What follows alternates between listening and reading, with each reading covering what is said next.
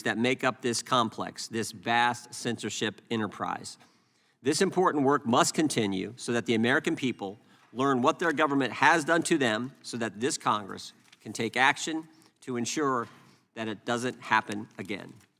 The chair now recognizes the ranking member, the gentlewoman from the Virgin Islands, Ms. Plaskett, for her opening statement. Thank you, Mr. Chairman, and good morning to everyone.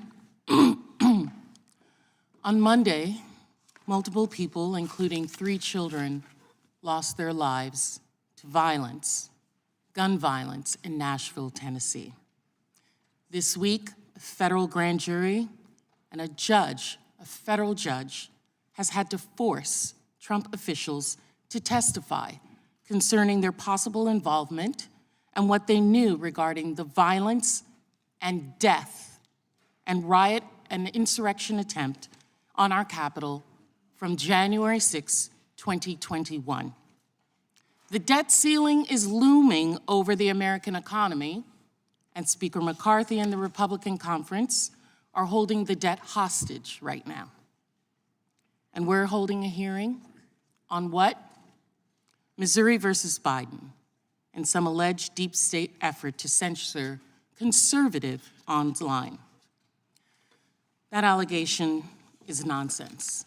As we discussed extensively in the hearings, as the chairman has said before, social media companies, deep pocket, private companies, social media companies actually amplify conservative voices. They do less to censor those voices. And everyone here should be alarmed when that amplification pushes out false and dangerous narratives. False narratives such as January 6th being a deep state effort. False narratives such as COVID vaccines somehow do harm. False narratives suggesting that President Trump won the election. In fact, that's the real reason we're here. Republicans know that these are false narratives, and they know that the Americans know the truth. So they are grasping for a way to spin the truth. And how do you do that? You tell an untruth, a lie, misinformation, over and over and over and over and over again, and eventually people believe it. Some people right here in this audience believe it. Mr. Chairman, thank you for calling this hearing, because I am actually eager to speak to the witnesses that we have here. Mr. Seligman, you're a renowned lawyer, legal scholar, and expert on election law and disinformation. I'm eager to hear from you on exactly how disinformation harms our democracy. And part of the reason I'm interested in that is because of the other witnesses that are here. Senator Eric Schmidt, you are a US Senator. You signed a statement defending Trump's indefensible campaign to stop social media from fact-checking election fraud falsehoods when Trump complained about censorship. Served as the vice chairman of the Republican Attorneys General Association, while its fundraising arm made robocalls urging a march on the Capitol the day before the deadly January 6th insurrection. You also, sir, signed a brief in support of a Texas lawsuit seeking to invalidate electoral votes in the hopes of reversing the results of presidential elections. I don't even have the time to go into some of the things that you did while you were Attorney General, theories that you have with regard to the Great Replacement theory and other things of that nature. Mr. Sawyer, you as well now serve as Missouri's Deputy Attorney General for Special Litigation. You have sought to silence people with disabilities from participating in legal cases about COVID-19 mask mandates. You've opposed LGBTQ rights on numerous occasions. As recently as 2015, you opposed same-sex marriages in a brief in 2021, opposing the president's executive order redefining sexual discrimination. And Mr. Attorney General, Mr. Landry, congratulations on your bid for governor of Louisiana. You refused to join 50 other attorney generals in condemning the insurrection of January 6th, and in your own separate letter, tried to equate that insurrection, that one violent day, with the Black Lives Matter protest of 2020. 7,750 demonstrations took place over a summer. Not only 93% of those were peaceful. One day, January 6th. Yes, 93% were peaceful. One day on January 6th was devastating to our democracy. You've also denied climate change. So I would like to speak to these individuals who are here, but maybe for a different reason. We are here to talk about the weaponization of the federal government, when the greatest weaponizer has been Donald Trump.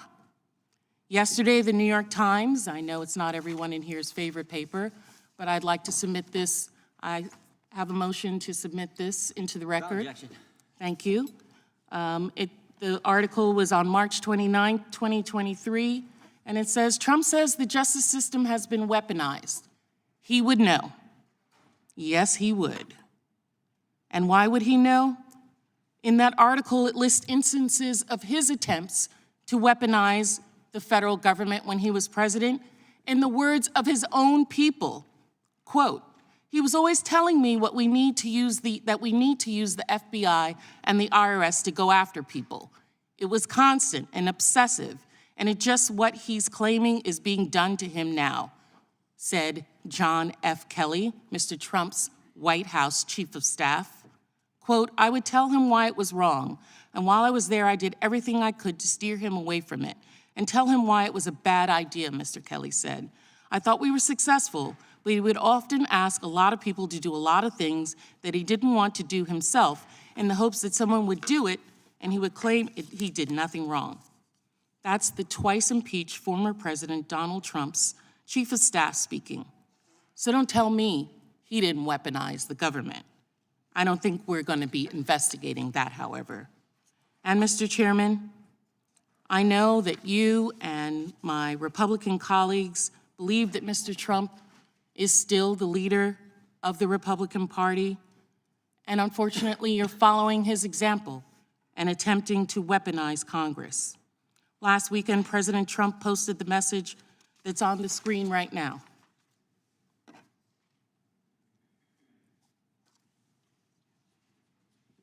Thank you. What kind of person can charge another person, in this case, a former president of the United States who got more votes than any sitting president in history and the leading candidate by far for the Republican Party nomination, with a crime when it is known by all that no crime has been committed, and also known that the potential death and destruction in such a false charge could be catastrophic for our country? Why? And who would do such a thing? Only a degenerate psychopath that truly hates the USA, exclamation point. He threatened death and destruction if an independent, state-level, duly elected prosecutor took action against him. Now, Mr. Chairman was asked about this post previously, and his response was that he needed his glasses to read it. I hope that he and all of my colleagues can see it now up there on the screen. Mr. Chairman, you and other members of this body have sent multiple letters in your capacity as chairman to seek to interfere in the investigation of the president by a duly elected state representative and demanding that District Attorney Bragg appear for a transcribed interview in a matter that is under criminal investigation. That is not appropriate. That is not what this Congress is supposed to be about. That is an abuse of the power of this body, of this committee, and that is the weaponization of Congress, plain and simple. The real question before us today is, why are the chairman and others, why are congressional Republicans doing the president's dirty work?